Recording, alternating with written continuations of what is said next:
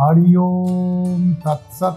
श्रीमते रामचंद्राय नमः। देवियों सज्जनों, हजारों साल नरगिस अपनी बेनूरी पे रोती है, बड़ी मुश्किल से होता है चमन में दीदावर पैदा। मैं पवन आज आपके सामने अप्रैल महीने में मेष राशि की सुख दुख की कहानी के साथ हाजिर हूँ। धैर्य, सहन शक्ति, जज्बा, जुनून और मन में आत्मविश्वास, आशा की नई नई किरणें किसी भी अज्ञात भय से दो हाथ करने की शक्ति अनायास ही दे देती है। जीवन में कुछ खास करने की लालसा, कुछ खास पाने की हुनर से पैदा होती है।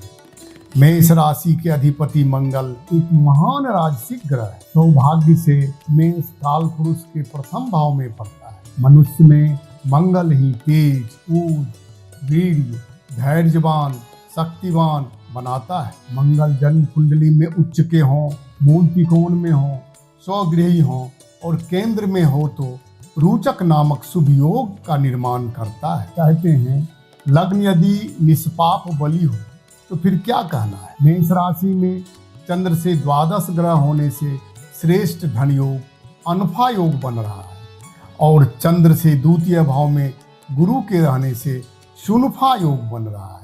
दोनों तरफ ग्रह होने से दुर्धरा योग बन रहा है। इसलिए मेष राशि के जातक उच्चाकांक्षी चंद्रमा के होने से सभी पीड़ाओं से सहज ही निकल जाएंगे।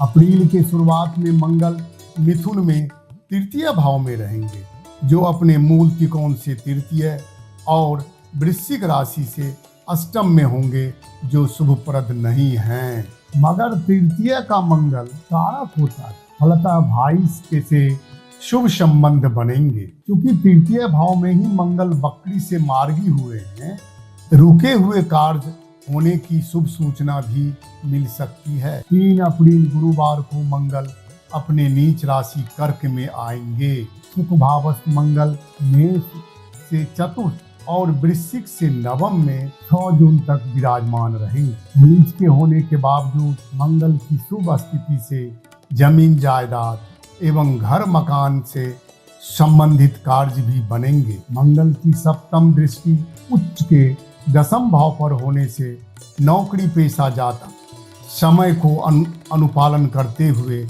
अनुशासित रहना होगा। क्योंकि मंगल अष्टमेश भी, परंतु मंगल आपकी कार्य क्षमता को बढ़ावेंगे। फलतः पदोन्नति के साथ स्थानांतरण भी हो सकता है। गुरु की नवम दृष्टि कर्म भाव पर नीच का है।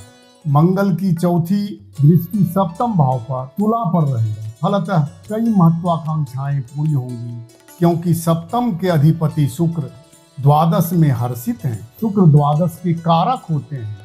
शुक्र द्वादश में प्रसन्न रहते हैं, इसलिए हर्षित है। सप्तम पर मंगल की दृष्टि बहुत प्रतिकूल नहीं होंगी, क्योंकि मंगल लग्नेश भी सुख भावस्थ शुभ स्थित लग्नेश मंगल सुख दे रहे हैं। वहीं दूसरी ओर शुक्र द्वादश में 13 अप्रैल को मार्गी होकर सभी सुखों में वृद्धि करेंगे। विवेक और विद्या बुद्धि के अधिपति सूर्य 14 अप्रैल को उच्चस्थ होकर सप्तम पर दृष्टिपात करेंगे। व्यापार का दायरा बढ़ेगा, मन में एक नया उत्साह आएगा। शुक्र अपने से छठे, सूर्य की नीच दृष्टि, मंगल की दृष्टि से पारिवारिक जीवन में हताश संभव है। वाणी और इच्छाओं पे नियंत्रण रखना जरूरी है। गुरु दूसरे भाव का कारक है और शुक्र से स्थान परिवर्तन हो रहा है। यह शुभ फल देगा, धन और सुख में वृद्धि करेगा। शनि की 7.5 से मन भयभीत रहेगा, मगर अनुशासन, स्वच्छता, नियमित दिनचर्या, कार्य कुशलता आप सबों को एक नई राह, एक नई दिशा और एक नई ऊंचाइयां देगा। गोचर में ग्रह का बदलना एक संकेत मात्र है, जो अनुकूल दशा भुक्ति में लाभ देता है। कुल मिलाकर मेष राशि के जातक का अप्रैल माह सुखद एवं शुभ ही रहेगा।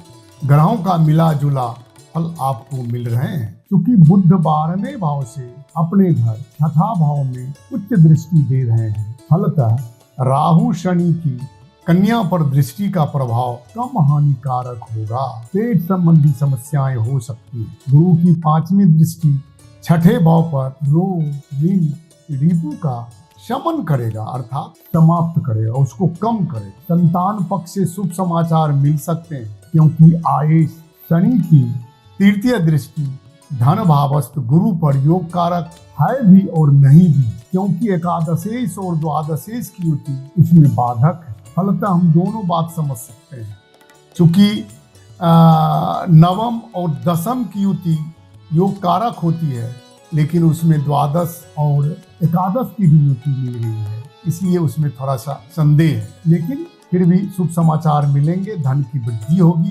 शादी ब्याह का उपक्रम हो सकता है, साथ ही कोई विशेष अधिकार मिल सकता है। यदि शनि गुरु को देखे, इसमें ऐसा किसी देवज्ञों ने नहीं लिखा उसका फलाफल क्या होगा, किस ग्रह से देखा जाए, किस राशि से देखा जाए, ऐसा नहीं कहा। लेकिन अगर शनि गुरु को देखे तो कोई नई अधिकार या जो खोया हुआ अधिकार है वो आपको पुनः वापस मिल सकता है।